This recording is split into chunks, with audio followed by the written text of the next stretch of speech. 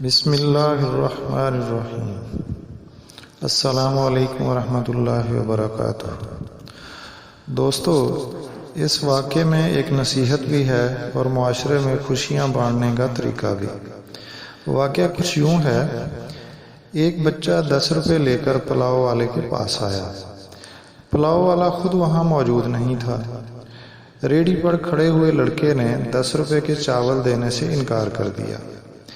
بچے کے چہرے پر مایوسی دیکھ کر میں کہنے ہی والا تھا کہ بچے کو چاول دے دو، باقی پیسے میں دے دیتا ہوں، کہ اتنے میں پلاؤ والا خود آ گیا اور بچے سے 10 روپے لے کر اسے بہت پیار سے شاپر میں چاول ڈال کر دیے۔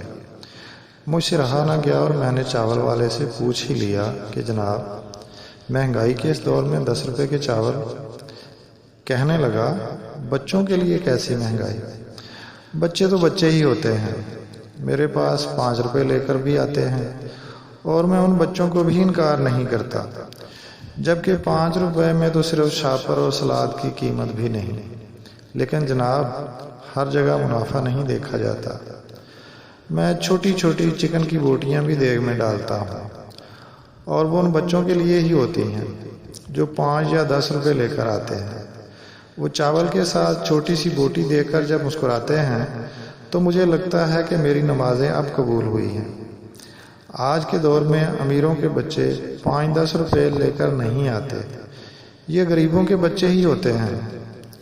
اس ریڑھی والے کے اس جواب پر میں دم بخود رہ گیا، کیونکہ یہ میرے سوال کا جواب کم اور انسانیت کا درس زیادہ تھا۔ یہ محبت کا خالص جذبہ، یہ بچوں سے محبت، یہ غریبوں کا احساس، مجھے سمجھ آ گئی کہ اس چاول والے کے چہرے پر مسکراہٹ کیوں ہے۔ دوستو، اپنے ارد گرد بسنے والے غریب اور ضرورت مند لوگوں کا خیال رکھیے، کیونکہ اسی میں خوشی کا راز پوشیدہ ہے۔ اپنا بہت خیال رکھیے گا۔ اللہ حافظ۔